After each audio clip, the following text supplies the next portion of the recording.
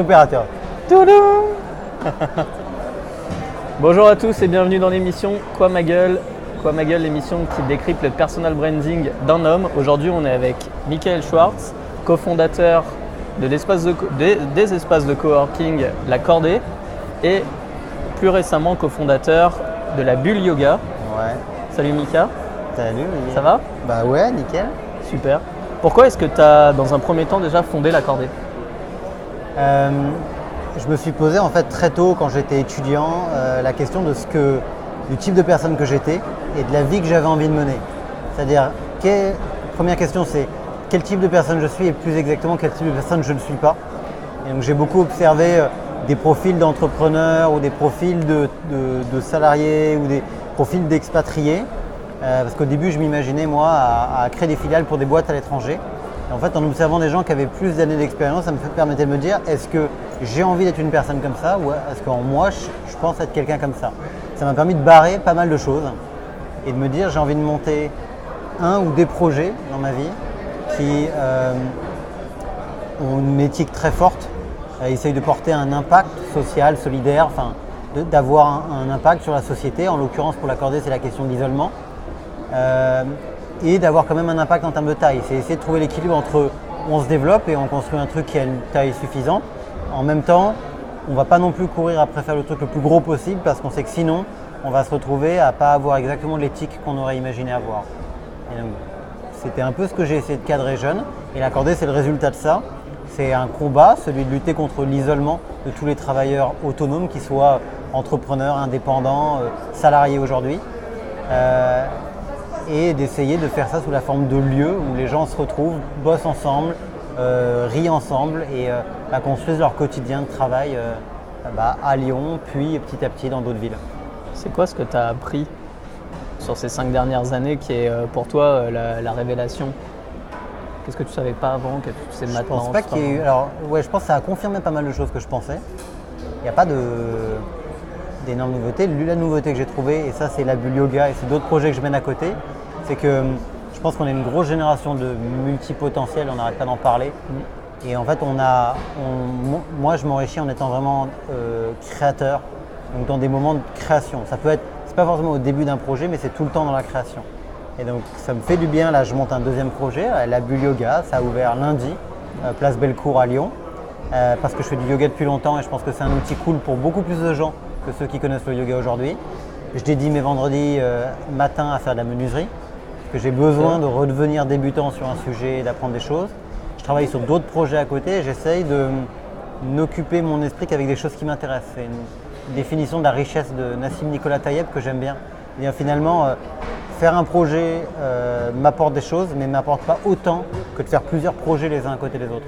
Et quand tu te dis je lance un projet, par exemple celui de la menuiserie, c'est avec un objectif à chaque fois professionnel ou c'est un objectif de... Eh ben justement non, en fait, des fois oui. Pro perso ouais. Je pense pas mal au fameux connecting the dots et je pense qu'à un moment donné ça se recoupe et ça fait émerger des choses qui vont se rejoindre. Mais là pour le coup c'est au contraire de se dire je ne mets pas d'objectif, je ne mets pas surtout de cadence professionnelle parce que je travaille énormément sur mon orga et être hyper efficace sur La Cordée, hyper efficace sur la Bulle, hyper efficace sur des investissements immobiliers par exemple à côté. Et là justement c'est un espace de liberté où tu es dans du créatif et du débutant et tu acceptes de te tromper. Et finalement la dernière fois j'ai mis 4 heures à faire juste 2 joints entre 2 planches. Et voilà, d'un point de vue professionnel, j'ai complètement perdu ma journée. Mais ça fait du bien en fait, ça fait du bien ces temps-là. Et peut-être la révélation de ces 5 dernières années, c'est que ces temps-là, qui paraissent quand tu es plus jeune une perte de temps, en fait c'est pas une perte de temps et ton cerveau a besoin de temps moins productif pour être hyper bon dans les moments productifs. Il y a une vidéo de Simon Sinek, la personne qui a fait la vidéo le Start with Why, qui est plus sur le pourquoi que le comment et le quoi, et qui parlait des millennials en décembre 2016 et il disait qu'on était une génération qui ne savait pas ce que c'était que la patience. Ça rebondit un petit peu sur ce que tu viens de dire. Ah bon, ouais, je suis pas d'accord avec lui parce que au contraire, c'est vrai qu'il y en a certains, enfin, on souffre des réseaux sociaux et de cette comparaison permanente aux autres autour de nous. Mais moi, je trouve que moi, j'ai travaillé justement sur moi et me rends compte que cette anxiété qu'on peut avoir, que toutes les choses vont pas assez vite, le fait de se mettre à travailler sur des sujets parallèles à côté permet justement de prendre de la patience. Je prends l'exemple de la cordée, c'est un projet qu'on veut pérenne, qui a une maturité longue. En fait, les projets ils s'ouvrent sur un territoire, ils prennent le temps, tu mets du temps à créer une communauté, à la nourrir. Et le fait de travailler sur d'autres sujets à côté fait que je suis beaucoup plus patient sur mes sujets, sur mes autres projets. Et je pense qu'il y a un truc assez intéressant à créer de ce côté-là, de même que on a une génération, dans la suite de tout ce que nous a écrit Tim Ferriss, qui réfléchit à dissocier des projets rémunérateurs d'un côté, de projets passion à côté. Et il y a quelque chose d'intéressant de ce côté-là, parce que tu peux aller chercher de la rémunération efficace sur certains sujets, ce qui fait que tu es beaucoup plus patient sur tes autres projets et que, en conséquence, ils sont beaucoup plus riches et tu n'es pas obligé d'aller chercher une rémunération immédiate sur tes projets de cœur, et ça fait des choses qui sont riches. Et là, autant je suis extrêmement d'accord avec ce qu'il dit sur le why, autant là j'ai envie de dire que, ouais, en tout cas moi je me sens pas dans cette logique d'être impatient. Ok, alors c'est vrai que moi je ferais le parallèle parce que en fait ce qu'il racontait c'est qu'il disait notre génération on poste une photo, on attend des likes, on attend des j'aime sur Insta, on attend finalement quand on veut rencontrer une personne on slide à droite ou à gauche sur une appli de rencontre. Et il disait qu'il y avait beaucoup de jeunes en fait, qui se retrouvaient dans des entreprises et qui au bout de 8 mois quittaient la boîte en disant j'ai pas eu d'impact, j'ai pas eu ma promotion. Oui. Et en fait c'était cette patience-là qui n'arrivait pas encore.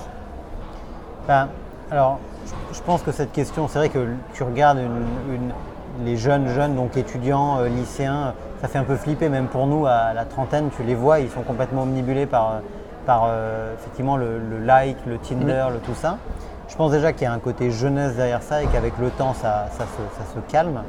Et l'autre chose, c'est que je pense que pour notre génération, ça devait être vrai avant, mais avant on acceptait ce sacrifice-là, mais pour notre génération, le fait d'être monotâche n'est pas fait pour la majorité des gens. Et en fait, le fait de passer d'un statut étudiant où tu travailles sur plein de sujets différents, tu utilises ton intelligence de manière complètement différente en fonction des jours et des heures, et tout d'un coup, tu te retrouves dans une boîte où tu fais tout le temps la même chose. Il y a un pétage de plomb qui est naturel en fait. Et je ne suis pas sûr que ce soit lié au côté de zapper. Je crois que c'est fait au fait qu'on n'est pas fait pour ça. Et il y a des gens qui sont tout à fait prêts à attendre des années que les résultats se montrent sur un projet. Et c'est sûr quand tu te retrouves salarié, temps plein sur un truc et que il n'y a aucune reconnaissance, il n'y a rien, il ne se passe rien. Tourne en rond. Pourquoi avoir lancé une deuxième boîte? Alors peut-être que la première, elle a peut-être pas encore atteint les objectifs finaux. Il y a encore des choses à faire. Il y a encore des choses à faire, tu le dis mieux que moi, tant mieux. Pourquoi lancer une nouvelle activité? Surtout dans le yoga. Je trouve que ça fait… Alors le yoga, je pense, je peux le dire vite. Moi j'ai découvert ça au Brésil quand j'ai bossé là-bas, quand je m'intéressais à cette question de créer des filiales pour des boîtes à l'étranger. Et je fais pas mal de sport à côté, pas mal de montagne. Et le yoga, j'en avais comme beaucoup de gens la vision que c'était un truc où tu t'allonges sur un tapis et puis tu attends que ça passe.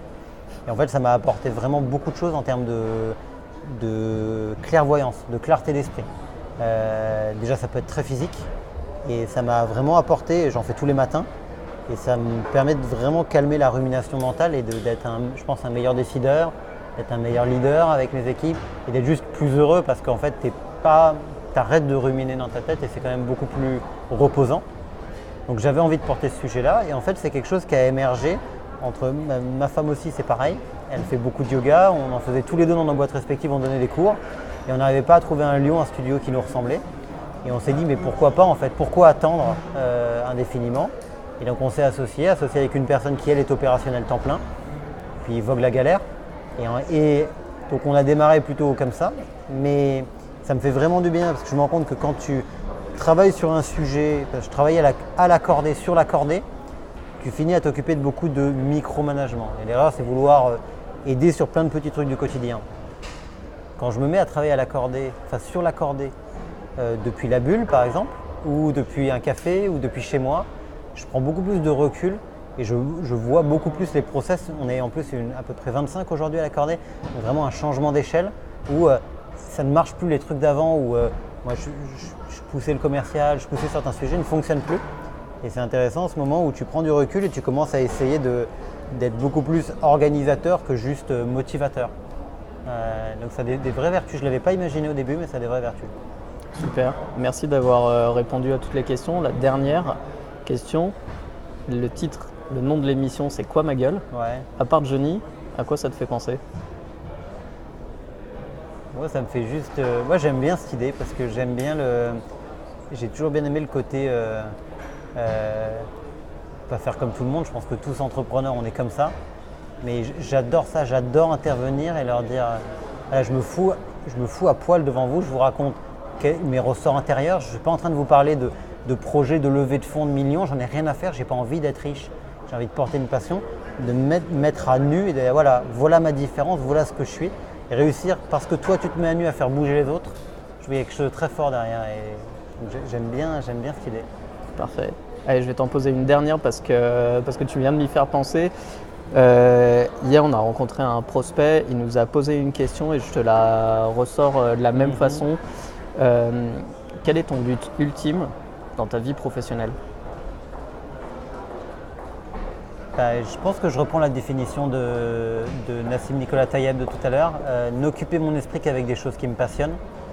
Et c'est la corrélation, c'est d'être profondément libre dans ce que tu fais de tes choix, dans tous les choix que tu fais. Moi j'ai toujours aimé l'idée que être libre c'est être responsable, c'est me dire que tous les choix que je fais, c'est des choix qui me plaisent, c'est des choix que j'ai choisis et que j'ai rien à regretter. Et j'ai jamais eu à faire comme j'ai pu le faire dans des stages avant de commencer à bosser, à devoir faire des choses avec lesquelles je ne suis pas d'accord. J'aime bien me planter, mais je veux que je me planter suivant l'idée que j'ai eue moi. Super, merci. Je t'en prie. Merci à tous d'avoir suivi l'interview de Michael Schwartz. Merci, vous pouvez nous suivre sur la page Quoi ma gueule sur Facebook et sur notre chaîne YouTube. À très bientôt. À bientôt.